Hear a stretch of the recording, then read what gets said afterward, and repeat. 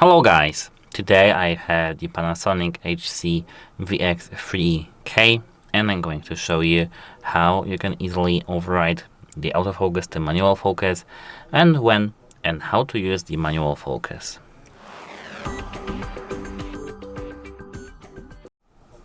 So, to at first open the manual focus, you need to tap this thing over here. These are modes of our camera. You need to select here M and L, which is of course the shortcut for manual.